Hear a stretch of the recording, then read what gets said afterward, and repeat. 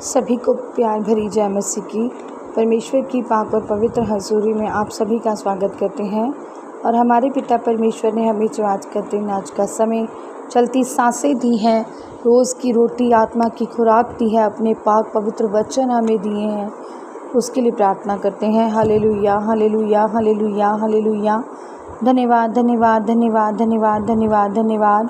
पिता, पुत्र, पवित्र आत्मा, सेना के यहोवा खुदा जी, आपका शुक्र धन्यवाद करते हैं। महान परमेश्वर, आप जलाली, कृपालु और दयालु परमेश्वर है मेरे खुदा।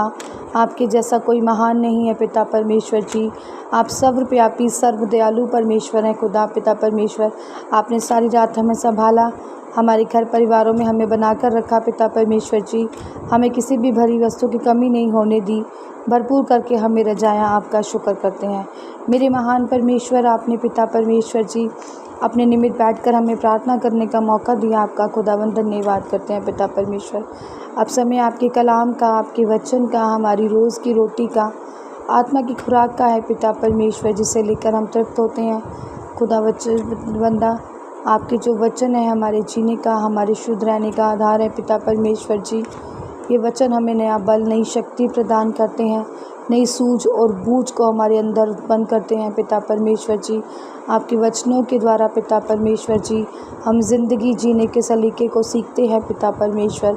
आपके वचन हमारे जीवनों और ज़िंदगियों में बने रहें खुदावंद जी, और हज़ार गुना फलों को लेकर आने पाएँ पिता परमेश्वर। कोई भी शैतानी शक्ति इन वचनों को हमसे चुरा ना सके पिता परमेश्वर जी, और ये वचन हमारी जीवनों ज़िंदगियों में कार्य करे और बड़ी आशीषों बरकतों को दे मेरे महान खुदा। हम इन वचनों पर चलने वाले, मनन करने वाले हो जाएं।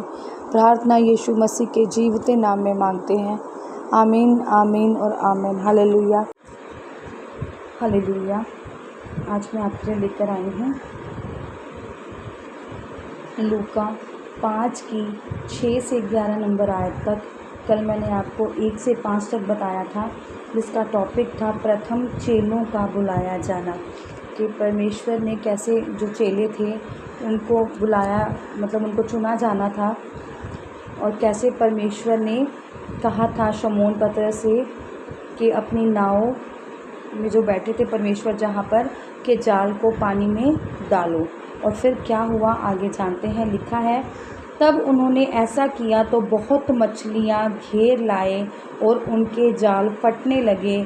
इस पर उन्होंने अपने साथियों को जो दूसरी नाव पर थे संकेत किया कि आकर हमारी सहायता करो, और उन्होंने आकर दोनों नावें यहाँ तक भर ली कि वह डूबने लगी। यह देखकर शमौन पतरस यीशु के पाँव में गिरा और कहा, हे प्रभु, मेरे पास से जा, क्योंकि मैं पापी मनुष्य हूँ। हालेलुया। अब समझने वाली बात देखो यहाँ पर क्या है कि परमेश्वर ने क्या दी, उन्हें बरकत दी। अब यीशु मसीह, जिन्हें पता है कि किस समय पर किस मनुष्य को भली वस्तु की ज़रूरत है और परमेश्वर उसे देना जानते हैं। और परमेश्वर जब पतरस की नाव पर बैठे, मतलब शमौन की नाव पर जब बैठे, तो मछलियाँ क्या हुई, भर गई। जाल में इतनी मछलियाँ आ गई कि वो जाल भी क्या करने लगा, फटने लगा। मतलब इतनी बरकत परमेश्वर ने दी कि वो संभाली भी नहीं जा रही थी, क्योंकि उस बरकत में क्या था, परमेश्वर की मर्जी थी। और आज हमें भी अपनी ज़िंदगी में अपनी समझ से नहीं, बल्कि परमेश्वर की समझ से, परमेश्वर की मर्ज़ी को मांगना चाहिए। हम मांगेंगे भी तो क्या मांगेंगे, हे खुदा मेरा वीज़ा लग जाए, हे खुदा मेरी बेटी डॉक्टर बन जाए, हे खुदा मेरा बेटा बाहर चला जाए। और जब परमेश्वर की मर्ज़ी ही नहीं होगी, पर आपके बच्चों का वहाँ पर फ्यूचर ही परमेश्वर ने नहीं रखा होगा, तो आप परमेश्वर से अगर बाहर जाने के लिए विनती कर भी लें और परमेश्वर आपकी सुन भी लें, क्योंकि परमेश्वर ने, आप जो भी दिल से प्रार्थना करेंगे परमेश्वर ने सुननी ही है, पर वो आपकी खुद की कॉलिंग होगी, परमेश्वर की नहीं। क्योंकि आपने मांगा कि मेरा बच्चा बाहर चले जाए, परमेश्वर ने आपकी प्रार्थना सुनी और बाहर भेज दी। अब वो बाहर जाके सेट हुआ, नहीं हुआ, पक्का हुआ, नहीं हुआ, उसे काम मिला, नहीं मिला, ये सब बातें आपको नहीं पता। इसलिए अपनी मर्जी नहीं, बल्कि खुदावंद से कहें, पिता परमेश्वर तेरी मर्जी मेरे परिवार पर, मेरे जीवन पर, मेरे घर पर, मेरे बच्चों की ज़िंदगियों में पूरी हो।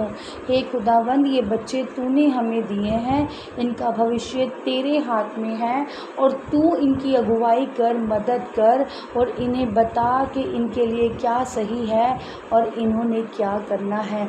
ऐसी प्रार्थनाएं आपकी होनी चाहिए। अपनी ही मर्जी आपने परमेश्वर से मांग ली तो क्या मांग ली, अपने ही लिए सोना लुबान मांग लिया तो क्या मांग लिया, अपनी ही अच्छाई परमेश्वर से मांग ली तो क्या मांग ली। परमेश्वर हमारी रिपोर्ट्स नॉर्मल आ जाए, चाहे तुम्हारे उसमें कोई बड़ी पथरी हो अंदर, पर रिपोर्ट नॉर्मल आ जाए। क्यों नॉर्मल आ जाए भाई? क्यों नहीं कहो कि परमेश्वर जो बीमारी है वो निकल कर सामने आ जाए, ताकि मैं उस बीमारी का समय सिर क्या करा सकूं, इलाज करा सकूं। अब तुमने जो परमेश्वर से मांगा, परमेश्वर ने तो वही देना है ना। तुमने कहा रिपोर्ट्स नॉर्मल आ जाए, परमेश्वर ने सुनी इतनी बात, रिपोर्ट्स नॉर्मल आ गई। और चाहे अंदर बीमारी पड़ रही हो, आपको मांगना भी नहीं आता। मांगने के भी तरीके होते हैं। जब परमेश्वर ने जीवन दे दिया, परमेश्वर ने चलती सांसें दे दी, परमेश्वर ने शादियों के लिए लड़का लड़की बना दिए, आपने शादियां कर ली, वो परमेश्वर की मर्जी ही कहते हो ना कि हुई है। फिर जब तलाक हो जाते तो भी कहते हो परमेश्वर की मर्जी ही हुई है। दुनिया में आए हैं, परमेश्वर की मर्जी है, दुनिया में जाना है, परमेश्वर की मर्जी है। तो मांगो ना परमेश्वर, अब आपकी आगे मेरी ज़िंदगी में और क्या मर्जी है। अब मैं बच्चा था, मैं पढ़ रहा था स्कूल में, अब मैं 10th स्टैंडर्ड में हो गया हूँ खुदा, अब मुझे +1 +2 करनी है। मांगो परमेश्वर से, खुदा मैं क्या चूज़ करूँ। मैं ये सोचा है, पर इसमें अगर आपकी मर्जी नहीं है तो ये ना हो। जिसमें आपकी मर्जी है, जिसमें आपका फ्यूचर है, जिसमें आपने मुझे उसके लिए चुना है, खुदावन वही मुझ पर प्रकट करें और मैं उसी राह पर चलूँ जो आपने मेरे लिए बनाई है। तो कैसे परमेश्वर आपको सही मंजिल तक नहीं लेकर जाएंगे? जिसने जीवन दे दिया, जिसने चलती सांसें दे दी, वो क्या आपको फ्यूचर नहीं दे सकता? वो क्या आपको सही राह, सही दिशा नहीं दिखा सकता? फिर क्यों हम अपनी मर्जी मांगते हैं? इसीलिए उसने जब आज्ञाकारी की, पतरस ने कहा कि मैंने जाल दिया है, पर जब परमेश्वर को उसने देखा तो उसके जब मन में भाव जागा, या कहें उसकी आत्मा ने पहचाना, उसने कहा परमेश्वर, पर मैं तेरे कहने पर फिर भी ये काम करूँगा। उसने परमेश्वर से बहस नहीं की। थे वो साधारण मनुष्य, उसने साधारण मनुष्य से भी बहस नहीं की। उसने उनके कहने पर जाल डाला और जाल कैसे भर गया? इतनी मछलियों से भर गया कि वो फटने लगा, क्योंकि उसमें क्या थी? परमेश्वर की मर्जी थी। हालेलुया। इस पर उसने क्या किया? अपने और साथियों को भी बुलाया कि मछलियाँ इतनी आ गई हैं और हमारी यहाँ की सहायता करो। और उनके साथी आए, यूहन्ना और याकूब, और उसने क्या किया? जो 2 और नाव थी उनको भी क्या कर लिया? भर लिया। और नाव इतनी मछलियों से भर गई कि वो डूबने लगी। इतनी परमेश्वर ने अपनी मर्जी उस पर पूरी कर दी, इतनी बरकत दे दी कि उनसे संभली नहीं जा रही थी वो जो मछलियाँ थी, क्योंकि उसमें क्या था? परमेश्वर की मर्जी, परमेश्वर की बरकत, परमेश्वर की आशीष थी। कि और भी 2-3 लोग बुलाने पाए जिन्होंने आकर उनकी मदद और सहायता की, और भी नाएं जो थी वो क्या हो गई? मछली से भर गई। हालेलुया। और इतनी भर गई थी कि वो डूब रही थी। यह देखकर शमौन पतरस यीशु के पांव पर गिरा और कहा, हे प्रभु, मेरे पास से जा, क्योंकि मैं पापी मनुष्य हूँ। अब जब शमौन ने इतना बड़ा चमत्कार देखा अपनी आँखों से कि हमने सारी रात मेहनत की थी और एक भी मछली नहीं थी, पर प्रभु ने जब हमें कहा कि गहरे जल में ले जा और वहाँ पर जाल डाल, तो उसमें कितनी मछलियाँ निकली। तो जब उसने ये अचंभित कार्य देखा तो उसकी आँखें जो थी वो भर आई, या कहें कि यीशु मसीह का नूर उसकी आँखों में आया, या उसको आत्मा में महसूस हुआ कि मैं क्या हूँ? परमेश्वर, तू मेरे पास से चला जा, कि तू क्या है? तू परमेश्वर का सच्चा मसीही पुत्र है, तू आत्मिक है, तू पवित्र है, और मैं तेरे आगे क्या हूँ? पापी हूँ। इसलिए तू यहाँ से क्या हो जा? चला जा। सुना है ना परमेश्वर ने प्रचार करते हुए क्या कहा है? बाइबल में लिखा है कि जो छोटा है वो बड़ा किया जाएगा, जो पीछे है वो आगे किया जाएगा, जो पापी हैं वो धर्मी बनाए जाएंगे, ऐसे परमेश्वर के वचन हैं। और जब शिमोन पतरस जो नीचा हुआ, जो परमेश्वर के आगे नीवा हुआ, जिसने अपने आप को पापी कहा, उसको परमेश्वर ने क्या कहा? बरकत दी, आशीष दी। और परमेश्वर ने उसे क्या किया? ऊंचा किया।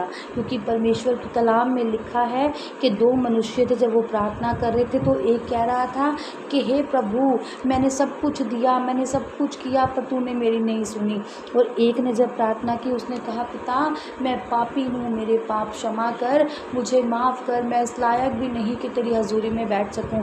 तो परमेश्वर ने क्या देखी? उसकी पश्चाताप वाली प्रार्थना को देखा और उसने सच्चा पश्चाताप किया और परमेश्वर ने उसकी सुनी, और वही क्या गना गया?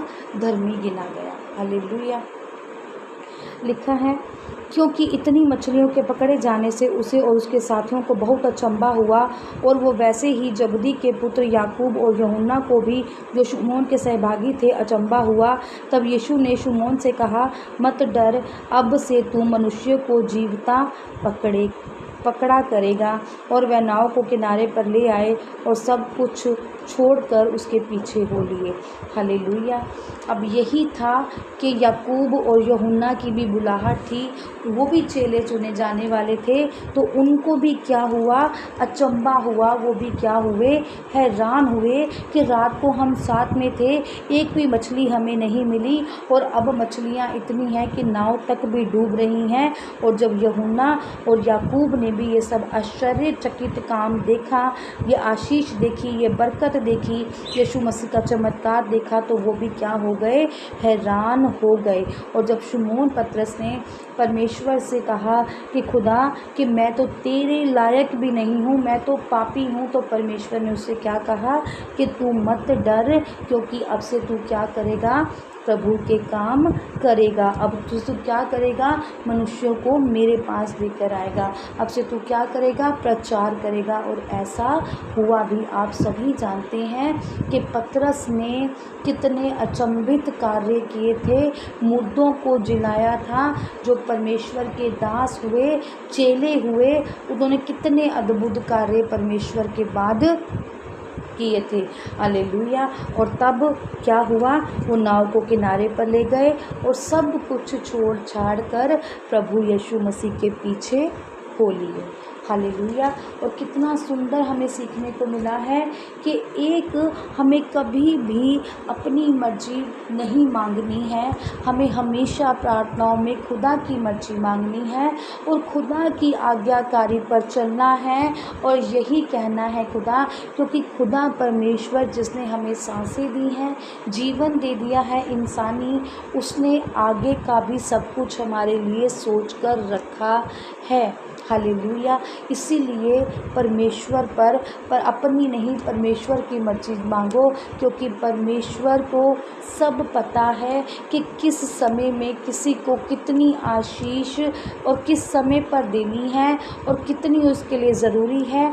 इसीलिए जब भी प्रार्थनाएं करने के लिए बैठो तो परमेश्वर की मर्जी परमेश्वर से मांगो। और सबसे बड़ी बात, सांसारिक चीज़ों में पूरी रीति से अलग होकर परमेश्वर की प्रार्थनाओं में बने रहो। परमेश्वर आप पर भी अपने कार्यों को प्रकट करेंगे। हम आधे मसीही और आधे संसारिक नहीं हो सकते। हम आधे संसारिक और आधे मसीही नहीं हो सकते। हमें संसार को त्याग कर मसीही में आने के लिए पूरा मसीही जीवन तभी मिलेगा जब हम संसार की बेकार की बातों को त्यागेंगे। जिसको त्यागेंगे? चुगली को, निंदा को, व्यभिचार को, चोरी चकारी को, ज़्यादा बोलना, फालतू बोलना, घृणा करना, मैं करते रहना, मैं आत्मिक हूँ, मुझ में पवित्र आत्मा है, ये सब छोड़कर कि प्रभु मैं दीन हूँ, प्रभु मैं नर्म हूँ, प्रभु मैं पापी हूँ। जो नीचा अपने आप को करेगा उसे परमेश्वर ऊंचा करेगा। जो परमेश्वर की प्रार्थना में परमेश्वर से अपनी परमेश्वर की मर्जी मांगेगा, परमेश्वर उसे सही राह पर लेकर चलेंगे। जो परमेश्वर की आज्ञाकारी में बना रहेगा, परमेश्वर उसे जीत दिलाएंगे। खुदा आपकी आशीषों बरकतों को आज आपसे भरें। जो भी प्रार्थनाओं में आप खुदावंद से मांगो, आज खुदावंद आपको पूरा करें, आपकी परेशानियों से आपको दूर ले जाएं, आपकी चिंताएं ख़त्म कर दें। आज जो भी बहन को जिस प्रकार की भी कोई चिंता है, आज वो सारी चिंताओं से आज़ाद पा जाए। जो भी आज बंधनों में शिकंजों में हैं, वो सारे बंधन सारे शिकंजे टूट जाएं यीशु मसीह के नाम में, और आप सब प्रभु में सच्ची शांति को पाएं, सच्ची आशीषों बरकतों का पाएं, परमेश्वर का उद्धार आपके ऊपर आए और सच्ची शांति आपको मिले। परमेश्वर आप सभी को इस वचन के आधार पर ब्लेस करे। प्रार्थना यीशु नासरी के जीवित नाम में मांगते हैं। आमीन, आमीन और आमीन। आज की इस प्रार्थना सभा को सुनना आप सभी के लिए आशीष और बरकत का कारण बने। अगर आप भी सिस्टर मनप्रीत के साथ अपने परिवार की समस्याओं से संबंधित किसी भी प्रकार की बात करना या प्रार्थना करवाना चाहते हो, तो इस नंबर 6280896731 पर कॉल करके या व्हाट्सएप पर मैसेज करके अपनी प्रेयर रिक्वेस्ट को लिखवा सकते हैं। प्रेयर लाइन पर कॉल करने का समय सुबह 8 बजे से शाम 8 बजे तक का है। कृपया करके सुबह 8 बजे से पहले और शाम 8 बजे के बाद कॉल ना करें। धन्यवाद। सभी को प्यार भरी जय मसीह की।